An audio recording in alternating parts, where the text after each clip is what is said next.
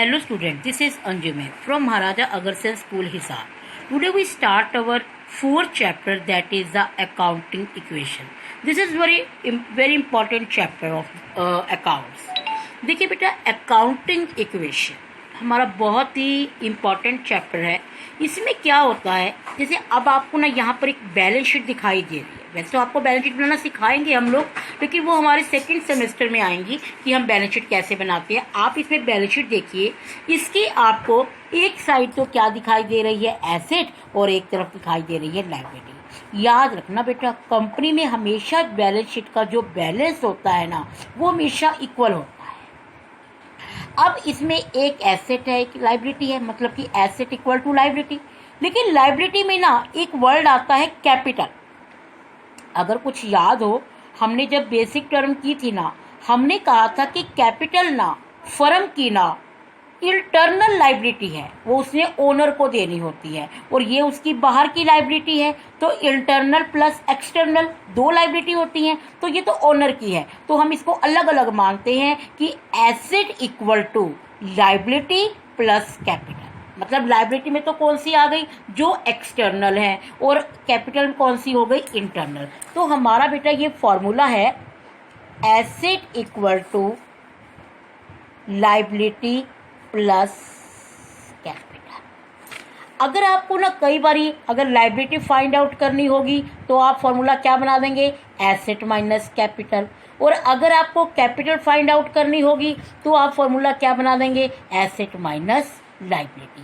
तो आज हम इस फॉर्मूले से ही क्वेश्चन को निकालेंगे कि किस तरीके से asset equal to liability plus capital के क्वेश्चन फाइंड आउट किए जाते हैं. इसके लिए हम एक क्वेश्चन देखते हैं. देखिए बेटा, इसके लिए मैं आपका सेकंड इलिस्ट्रेशन निकाल रही हूँ. अब इसने कहा कि यहाँ ना अकाउंटिंग इक्वेशन बनाइए. तो अकाउंटिंग इक्वेशन बनाने के लिए ना आपको पहले आपकी कॉपी को थोड़ा टर्न कर लेना, क्योंकि ये थोड़ी सी आपकी हॉरिजेंटल शेप में बनती है.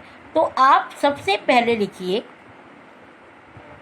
Accounting equation. फिर मैंने आपको अभी फॉर्मूला बनाया, वही फॉर्मूला लिख लीजिए आप, asset equal to liability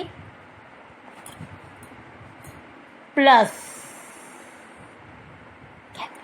capital. तो एक ही है ना, मैंने इसको एक तरफ साइड पे लिख लिया और लायबिलिटी की मैंने स्पेस छोड़ दिया. अब देखिए यहां पर आप लिख लीजिए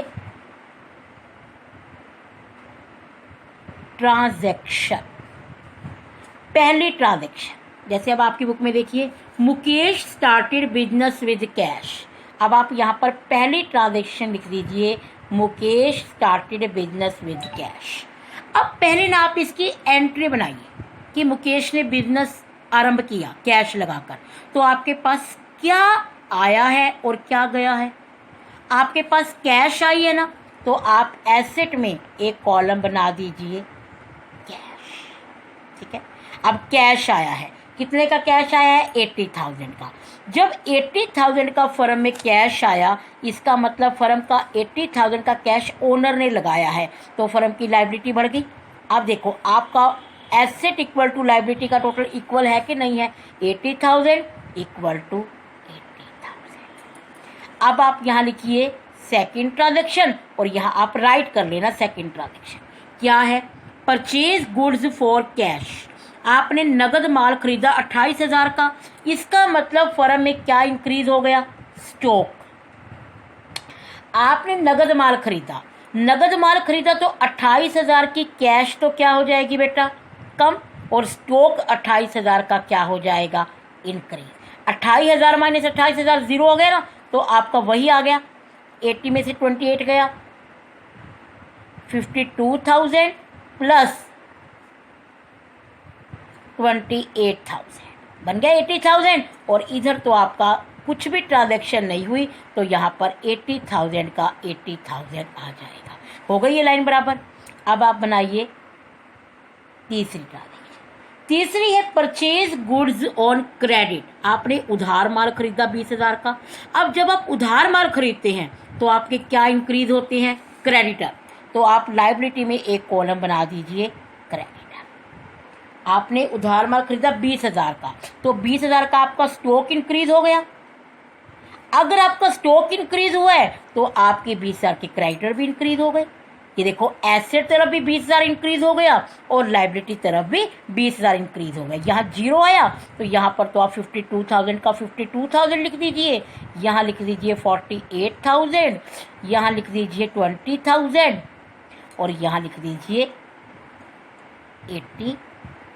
80 प्लस 20 1 लाख और 52 और 48 1 लाख। अब आप कर दीजिए फोर्थ ट्रांजेक्शन।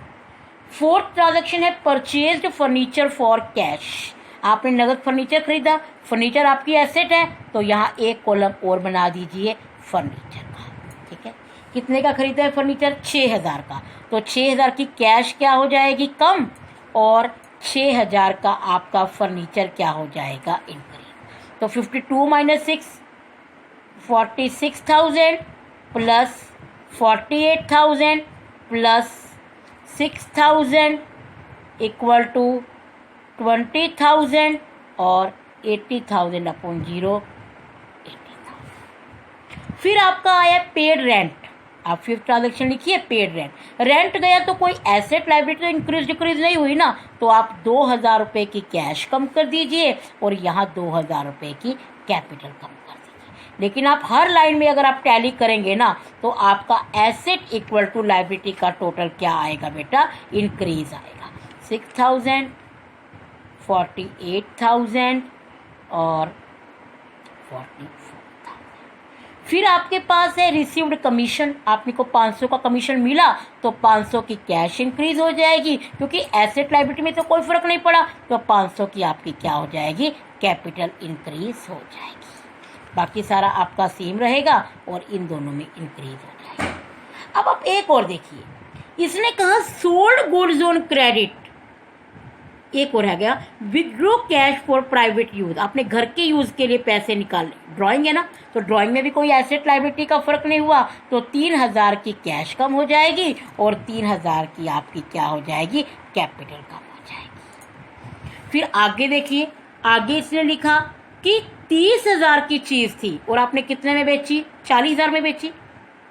30,000 की चीज 40,000 में बेची तो आपका 30,000 का तो बेटा स्टॉक क्या हो जाएगा? रेड्यूस। 40,000 में बेची तो 40,000 की कैश क्या हो जाएगी? इंक्रीज।